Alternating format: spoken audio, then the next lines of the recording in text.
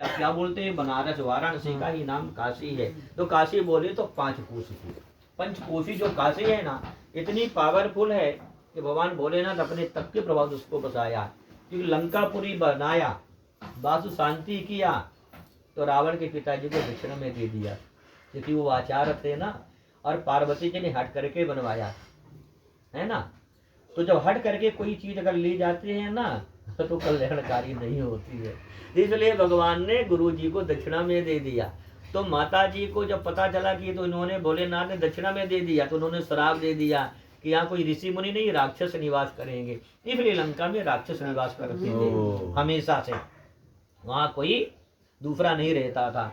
तो भगवान ने सोचा कि अब घर में कलह होगा, कलह से अच्छा है कि ऐसी पुरी बसानी चाहिए कि जहां जो भी आए हमेशा संतुष्ट रहे। तो इसीलिए काशी का नाम है बाबा का विश्वनाथ, यानी विश्वनाथ के रूप में निवास करते हैं। और माता पार्वती अन्नपूर्णा के रूप में निवास करते हैं। मतलब वहां कभी कोई भूखा नहीं सोता, वहां कोई पापी निवास नहीं कर सकता। जाएगा भी, और गंगा स्नान किया, भोलेनाथ का दर्शन किया, तो उसके सारे पाप मतलब जल जाते, भस्म हो जाते। कितना पावर है काशी का। इसलिए कहते हैं ना, काशी का सेवन करना चाहिए। तो काशी में कौन रहते थे? ब्राह्मण देवता शतानन नाम के। भैया पहले के ब्राह्मण जो है ना, धन के धनी नहीं होते थे, तप के धनी होते थे। पहले का ब्राह्मण तप का संग्रह करता था।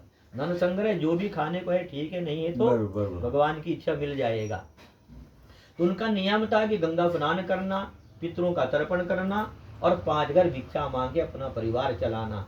कभी कभी ऐसा विपरीत समय आता कि कुछ भी नहीं मिलता, तो जो कमंडल में गंगा जल लाते थे ना, बस ठाकुर जी के सामने रखते, तुझ पे तरह छोड़ देते, बोल देते तेरी कृपा से आज यही है, तू भी ले ले, मैं भी ले लेता हूँ। सही बात है भाई, तेरी दया थी तभी नहीं कुछ मिला है, तो तेरी इच्छा गंगा जल पान करने की है, तो तू भी ले ले, मैं भी ले लेता हूँ।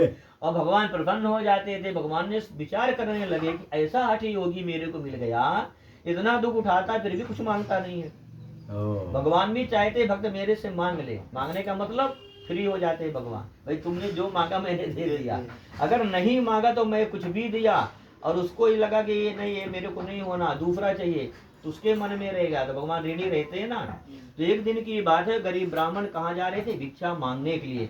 भगवान ने सोचा बढ़िया मौका, कुछ न कुछ करना पड़ेगा, क्योंकि वो उम्र में बड़े हो चुके थे, बूढ़े हो चुके थे। भगवान ने किसका वेश बनाया?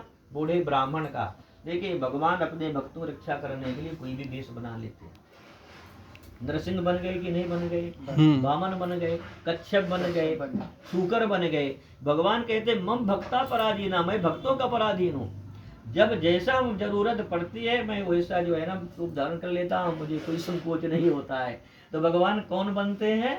ब्राह्मण का रूप धारण करके मुलाकात करते हैं, कुशल समाचार पूछा। गरीब ब्राह्मण बोलते हैं महाराज मेरा जब से जन्म हुआ तब से मेरा यही चल रहा है, कुछ परिवर्तन के बारे में कुछ आप जानते तो बताने की दया कीजिए।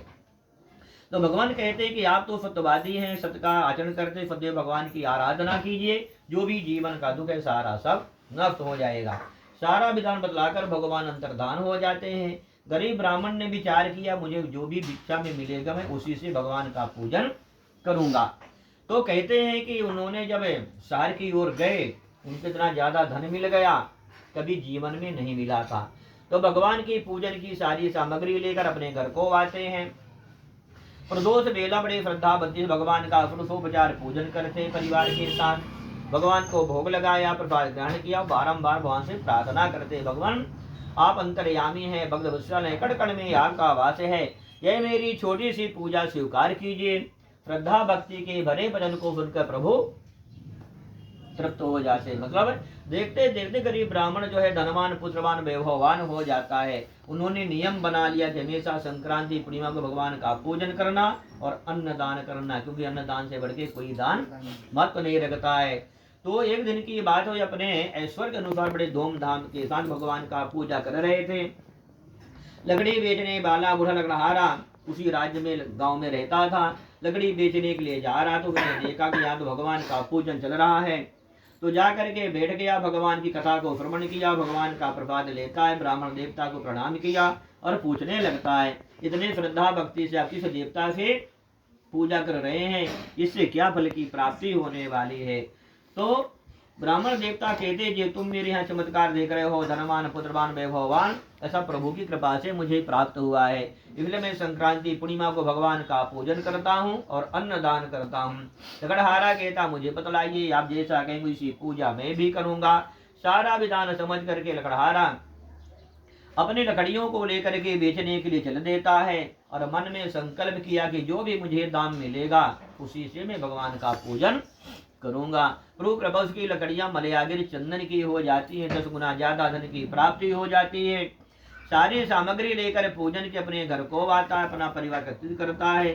प्रदोष वेला बड़े श्रद्धा भक्ति से भगवान का पूजन किया, फलदायी कथा को श्रवण करता, भगवान प्रसाद ग्रहण करता है और बारंबार भगवान से प्रार्थना करता, भगवान मैं अधम जाति नीच जाति का हूँ, आपके बारे में कुछ भी नहीं जानता है, मेरी छोटी सी पूजा स्वीकार कीजिए। तो कहते भगवान के भैया जाति पाति का भी लेना देना नहीं रहता। जैसे मर्यादा पुरुषोत्तम राम जी को जब वनवास हुआ तो कहाँ आए थे? दंडक वन, है ना। दंडक वन होकर के प्रभु गए हैं ना लंका को, कि नहीं? तो सबरी मैया से मुलाकात हुई और सबरी मैया कौन सी? भिड़नी जाति की थी, है ना। और उसी सबरी मैया की भक्ति को देखकर प्रभु ने उसके वीरों को ग्रहण किया, है ना। और नौदा भक्ति का आशीर्वाद देकर भगवान वहां से प्रस्थान करते हैं। तो भगवान करीब लकड़हारे के स्तुति को देखकर संतुष्ट हो जाते हैं। देखते देखते लकड़हारा धनवान पुत्रवान वैभववान हो जाता है और इस लोक में सभी सुखों को भोगने के बाद अंत में सत्यलोक को प्राप्त करता है। श्री पुराणे रेवा कंडे विदकथायाम तुतयोध्याया श्री सत्यनारायण भगवान की जय। गुरुजी महाराज की जय। गुरुजी महाराज कहते हैं कथा आप लोगों को श्रवण कराता है। उल्का मुख नाम के राजा थे, उनका नियम था कि संध्या वंदन करना और आज